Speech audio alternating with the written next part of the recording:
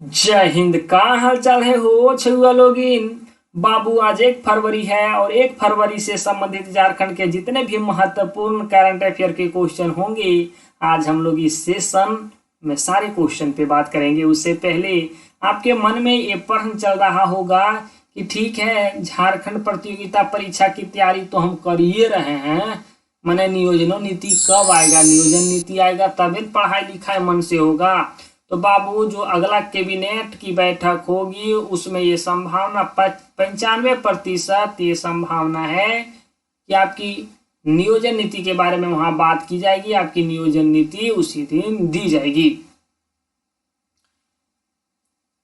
नियोजन नीति बन करके तैयार है, नियोजन नीति बन करके तैयार है। उसमें यही बातें हैं बाबू कि मान लिया जाए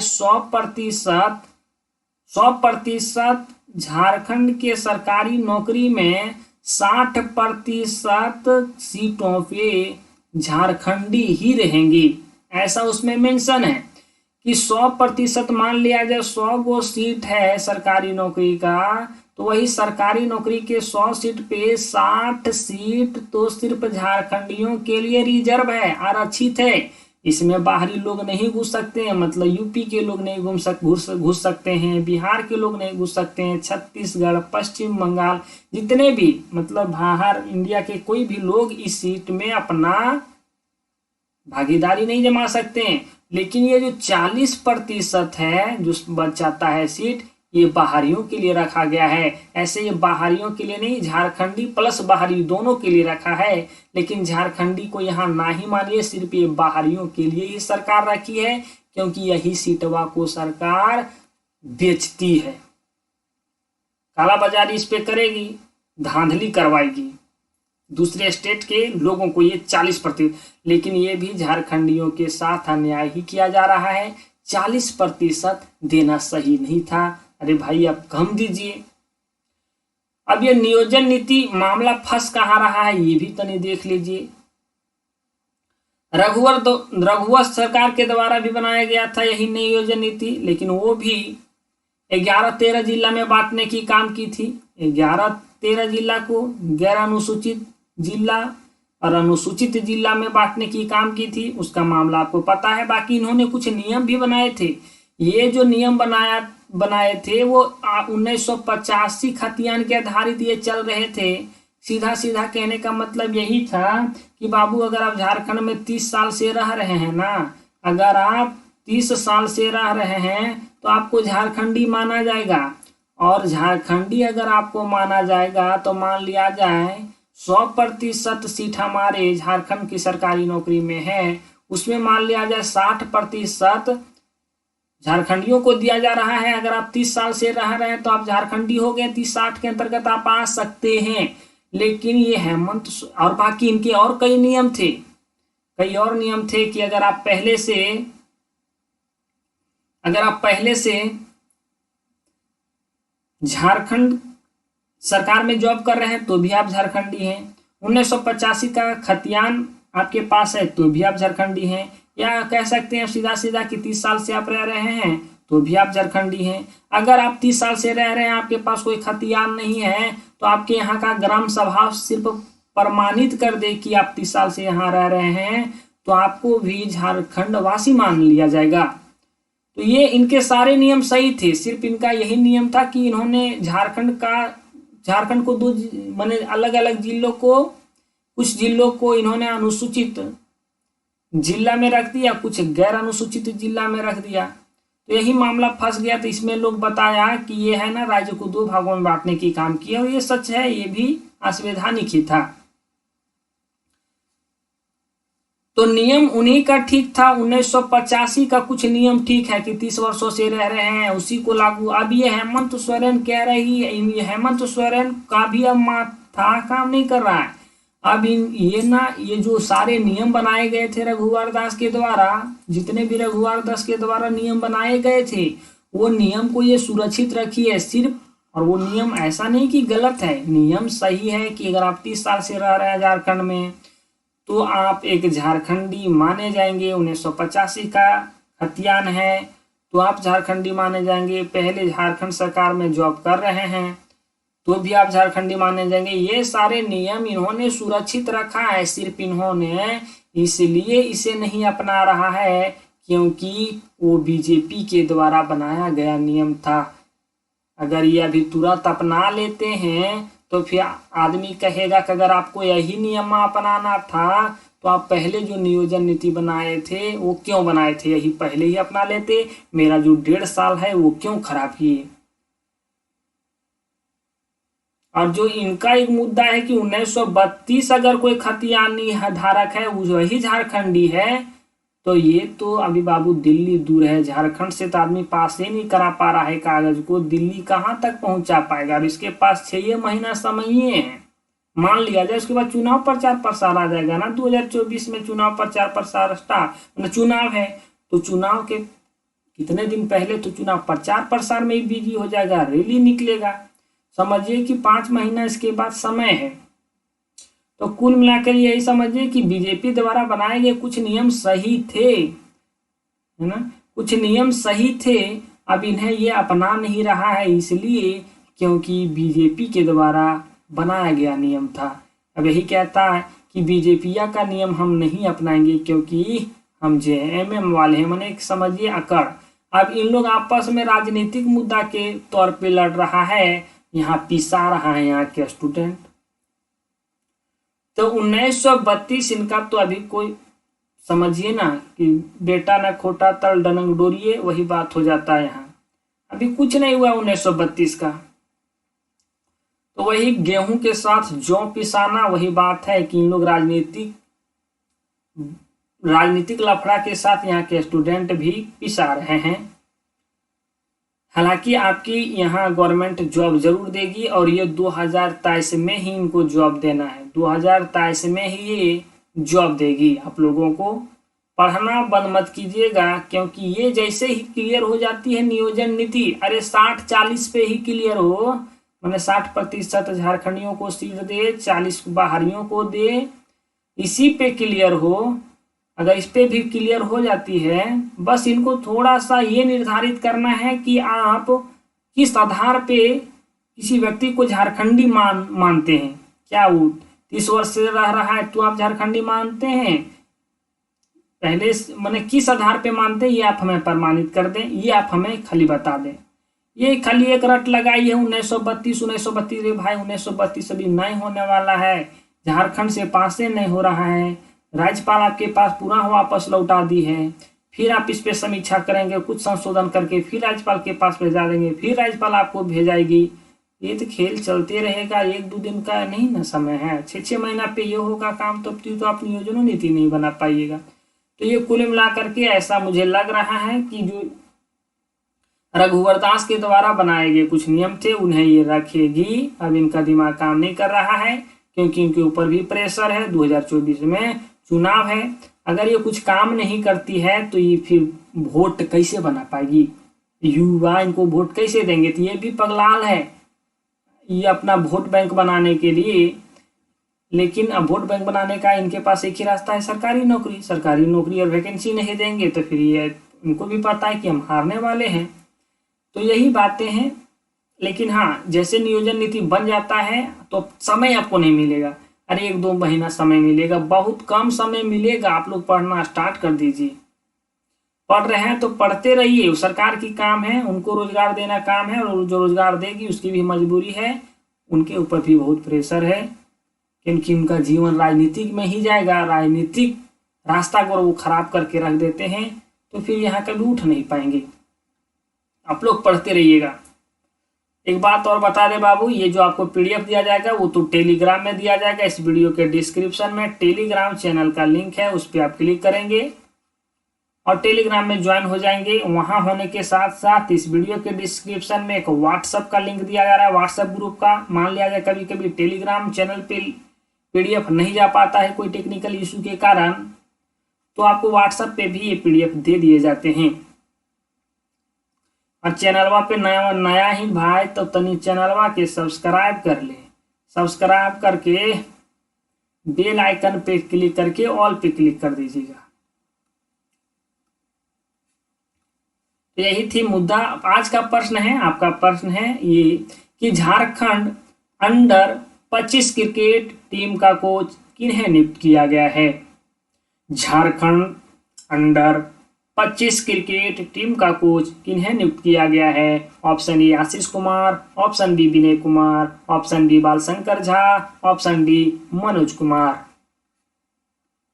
इसका सही जवाब है बाबू बालशंकर झा।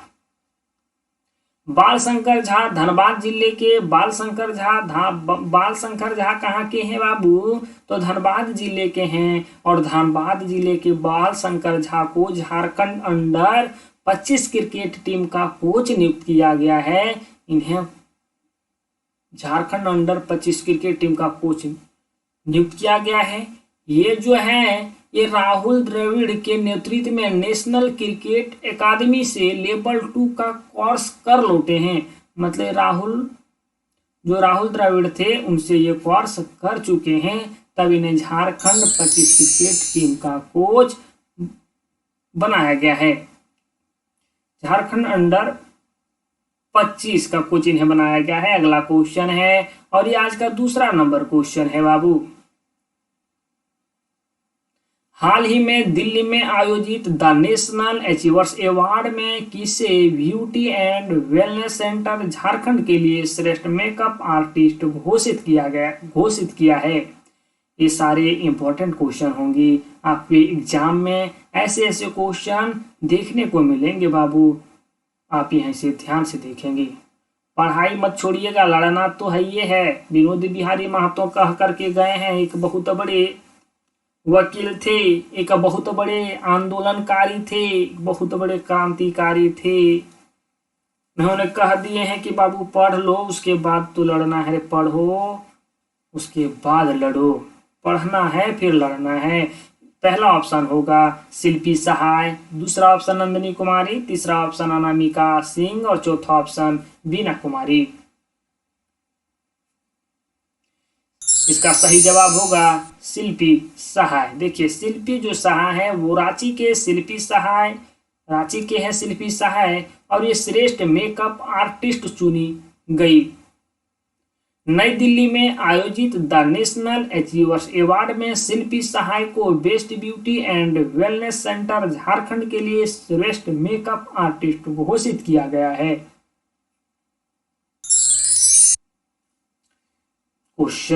अगला क्वेश्चन है, आप इसे ध्यान से देखेंगे। क्वेश्चन है कि सखी मंडल के सदस्यों के वित्तीय समावेशन एवं क्रेडिट लिंक इसके लिए JSLPS के किसके साथ करार किया है? 6 बजे प्रतिदिन द यूनिक क्लासेस के यूट्यूब चैनल पे आपके करंट अफेयर के प्रतिदिन की क्लास यहाँ अपडेट दे दी जाती है, वहाँ क्लास अपलोड कर दी जाती है। आप वहाँ से क्लासेस को देख लेंगे बाबू।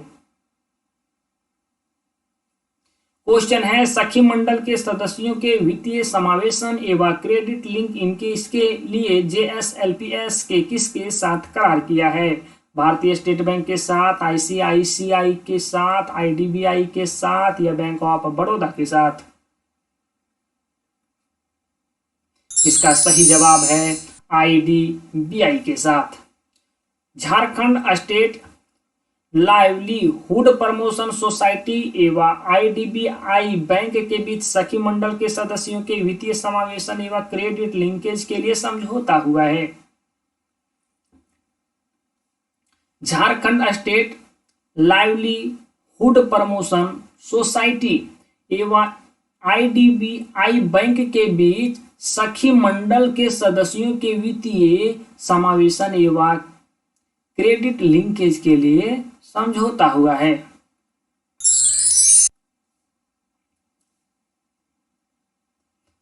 अगला क्वेश्चन है कि भारतीय खेल प्राधिकरण साई द्वारा झारखंड के कितने खेल प्रशिक्षकों को सम्मानित किया गया है? क्वेश्चन एक बार और आप लोग सुनने की कोशिश करेंगे बाबू। क्वेश्चन है कि भारतीय खेल प्राधिकरण साई द्वारा झारखंड के कितने खेल प्रशिक्षकों को सम्मानित किया गया है? ऑप्शन ए है 1, ऑप्शन बी है 2, ऑप्शन सी है 3, ऑप्शन डी है 5। इसका सही जवाब होगा ऑप्शन डी 5 में देखिए इनमें साई रांची के जो हैं शामिल हैं वो हैं सुशील वर्मा जी हैं, SK मोहंती जी हैं, फुलकरिया नाग जी हैं, रूपेश कुमार जी हैं और सुनील कुमार शामिल हैं। देखिए 5 कौन कौन है तो आपको पता होगा। एक हैं सुशील वर्मा जी, दूसरे हैं SK मोहंती जी, तीसरे हैं फुलकरिया नाग जी, चौथे हैं रूपेश कुमार जी और पांचवें हैं सुनील कुमार जी। अगला क्वेश्चन है, आप इसे ध्यान से देखेंगे कि झारखंड विधानसभा का स्थापना दिवस हर वर्ष किस तारीख को मनाया जाता है। इसको आपको ऐसे भी याद रखना होगा बाबू, अगर आप झारखंड से संबंध रखते हैं तो, कि झारखंड विधानसभा का स्थापना दिवस हर वर्ष किस तारीख को मनाया जाता है। ऑप्शन ए 15 नवंबर को, 16 नवंबर को, 22 नवंबर को या 25 नवंबर को। इसका सही जवाब होगा 22 नवंबर को। इसकी स्थापना 22 नवंबर वर्ष 2000 को हुई। माने इनकी जो है स्थापना हुई थी 22 नवंबर 2000 ईस्वी को। तो यही 22 नवंबर को लेकर के, यही 22 नवंबर को लेकर के इनका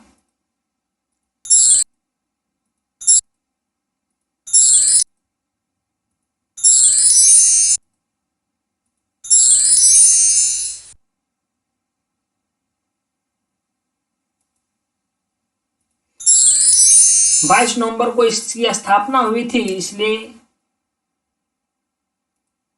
22 नवंबर को ही इनका स्थापना दिवस मनाया जाता है। अगला है, नेहरू पार्क की स्थापना झारखंड के किस शहर में की जा रही है। क्वेश्चन एक बार आप लोग सुनने की कोशिश करेंगे बाबू। क्वेश्चन है कि नेहरू पार्क की स्थापना झारखंड के किस शहर में की जा रही है। ऑप्शन ए है रांची, ऑप्शन बी है हजारीबाग, ऑप्शन सी है धनबाद, ऑप्शन डी है बोकारो। इसका सही जवाब होगा ऑप्शन ए रांची। राज्य सचिवालय प्रोजेक्ट भवन के पास नेहरू पार्क की स्थापना की जा रही है। इस पार्क का कार्य जुड़को द्वारा किया जा रहा है। इस पार्क का कार्य जुड़को द्वारा किया जा रहा है। ये पार्क जो है राज्य सचिवालय प्रोजेक्ट भवन के पास बनाया जा रहा है। ये पार्क, जिस पार्क का नाम है नेहरू पार्क। अगला क्वेश्चन है, आप इसे ध्यान से देखेंगे कि हाल ही में स्वतंत्रता सेनानी धैवड़े उरांव की कौन सी तिथि मनाई गई। ऑप्शन ए है 148वां, 158वां, 168वीं या 178वीं। 198वीं, 148वीं, 168वीं, 178वीं। इसका सही जवाब होगा 198वीं, है ना। धैवले उरांव जो है भगवान बिरसा मुंडा के सलाहकार के अतिरिक्त, ये बिरसा मुंडा के सलाहकार थे। कौन? धैवले उरांव। और ये जो थे वो भगवान बिरसा मुंडा के सलाहकार थे। इसके अतिरिक्त झारखंड अलग प्रांत की मांग रखने वाले ये पहले व्यक्ति थे। अगला क्वेश्चन है कि झारखंड के किस जिले में कुप्रथा उन्मूलन जागरूकता वाहन चलाया गया। झारखंड के किस जिले में कुप्रथा उन्मूलन जागरूकता वाहन चलाया गया। ऑप्शन ए गुमला में, ऑप्शन बी खूंटी में, ऑप्शन सी रामगढ़ में, ऑप्शन डी लातेहार में। इसका सही जवाब होगा रामगढ़ में। देखिए झारखंड के रामगढ़ जिले में कुप्रथा उन्मूलन जागरूकता वाहन चलाया गया। इससे सुदूरवर्ती क्षेत्रों में, माने दूर के क्षेत्रों में, माने जो ग्रामीण क्षेत्र है में कुप्रथा से संबंधित प्रावधानों से लोगों को जागरूक किया गया। लोग को गांव घरों में जागरूक भी किया गया। इस योजना के तहत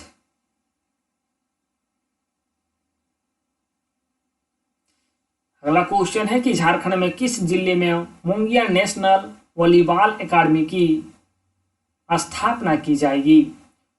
झारखंड में किस जिले में मोंगिया नेशनल वॉलीबॉल एकेडमी की स्थापना की जाएगी? ऑप्शन ए है देवघर, ऑप्शन बी है गिरिडीह, ऑप्शन सी है कोडरमा, ऑप्शन डी साहिबगंज। इसका सही जवाब होगा बाबू गिरिडीह। इसमें क्या है कि 12 वर्ष से 16 वर्ष के बच्चे को चयनित कर उन्हें 4 साल की ट्रेनिंग दी जाएगी और ट्रेनिंग देकर वॉलीबॉल खिलाड़ियों को इंटरनेशनल स्तर की प्रतियोगिताओं में भेजा जाएगा। जहां कंपटीशन होगा तहाँ इन सारे बच्चों को तैयार करके भेजा जाएगा। और कौन बच्चे हैं? जो 12 वर्ष से 16 वर्ष के बीच है वही बच्चे हैं। और उन्हें क्या होगा कि 4 साल की ट्रेनिंग दी जाएगी और वही वॉलीबॉल की जितने भी प्रतियोगिता होगी जहां जहां चाहे वो इंटरनेशनल हो तो इंटरनेशनल स्तर की जहां भी प्रतियोगिता आपके खेल होंगे उसमें इन सारे बच्चों को भेजा जाएगा जिन्हें 4 साल ट्रेनिंग दी जा रही है। अगला क्वेश्चन है कि झारखंड राज्य बैडमिंटन चैंपियनशिप में पुरुष वर्ग के विजेता कौन बने हैं? क्वेश्चन ध्यान से सुनिएगा। क्वेश्चन है कि झारखंड राज्य बैडमिंटन चैंपियनशिप में पुरुष वर्ग के विजेता कौन बने हैं? ऑप्शन ए है आकाश पंडित, ऑप्शन बी है अमन राज, ऑप्शन सी है सफी अकरम और ऑप्शन डी है चरणजीत झा। इसका सही जवाब होगा बाबू आकाश पंडित।